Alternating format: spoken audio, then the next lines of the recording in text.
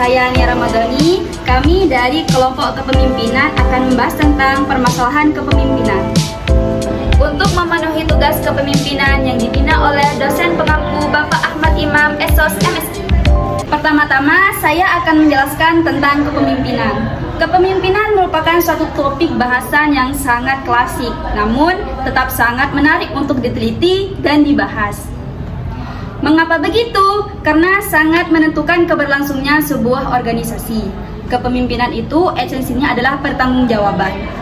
Selanjutnya, teori kepemimpinan. 1. Teori kepemimpinan sifat atau traits theory. Teori sifat ini berkembang pertama kali di Yunani kuno dan Romawi, serta mendapatkan pengaruh dari aliran perilaku pemikir psikologis yang berpandangan bahwa sifat kepemimpinan tidak seluruhnya dilahirkan, namun dapat dicapai dengan pengalaman dan pendidikan. Sifat-sifat itu antara lain: 1. Sifat fisik, 2. Mental, dan yang ketiga kepribadian.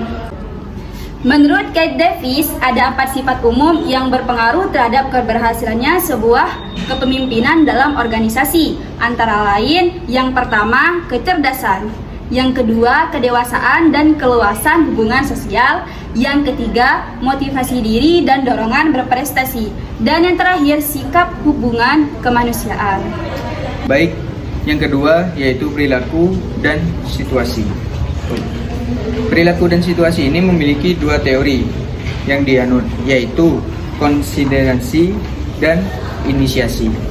Konsiderasi ini yaitu menganut tentang seorang pemimpin mengakrabkan diri kepada staf dan karyawan. Kemudian inisiasi.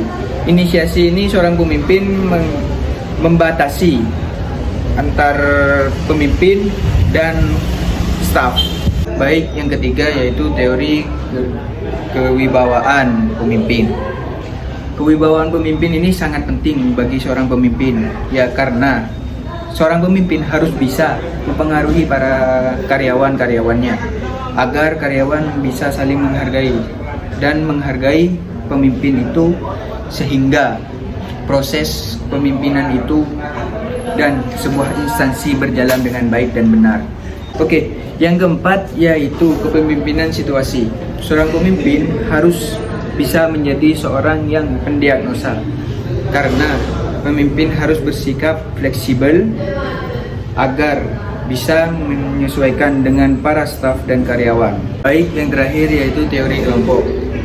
Teori kelompok adalah harus adanya pertukaran positif antar atasan dan bawahan, sehingga tercapainya semua perintah oleh pemimpin yang diinstruksikan kepada bawahannya. Oke, kali ini saya akan menjelaskan tentang gaya kepemimpinan directing. Directing ini digunakan oleh para pemimpin untuk memotivasi para staf atau karyawan yang sedang bekerja di instansi-instansi tertentu. Bismillahirrahmanirrahim, saya dan Wahyudi akan menjelaskan materi lanjutan, yaitu coaching.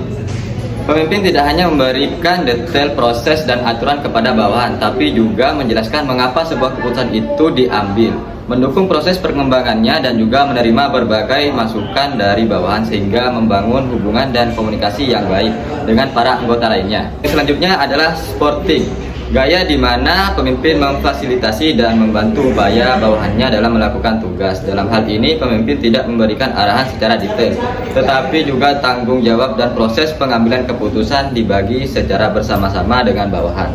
Yang terakhir ialah prinsip-prinsip kepemimpinan. Prinsip di sini ada 11. Yang pertama adalah mahir dalam soal teknis dan taktis. Dan yang kedua, introspeksi diri. Ketiga, percaya diri. 4, memahami bawahan. 5, realisasi diri. 6, menjadi contoh yang baik. 7, tumbuhkan rasa tanggung jawab pada bawahan. 8, melatih anggota sebagai tim yang solid. 9, membuat keputusan yang cepat dan tepat. 10, mengkomando bawahan. 11, bertanggung jawab terhadap apa yang dilakukan. Nah, setelah melihat penjelasan saya dan teman-teman saya, bisa saya simpulkan bahwa kepemimpinan diartikan sebagai proses mempengaruhi dan mengarah berbagai tugas yang berhubungan dengan aktivitas anggota kelompok. Kepemimpinan juga diartikan sebagai kemampuan mengaruhi berbagai strategi dan tujuan, kemampuan mempengaruhi komitmen dan ketaatan terhadap tugas untuk mencapai tujuan bersama. Begitulah penjelasan dari kelompok kami. Kurang lebihnya kami mohon maaf. Wassalamualaikum warahmatullahi wabarakatuh.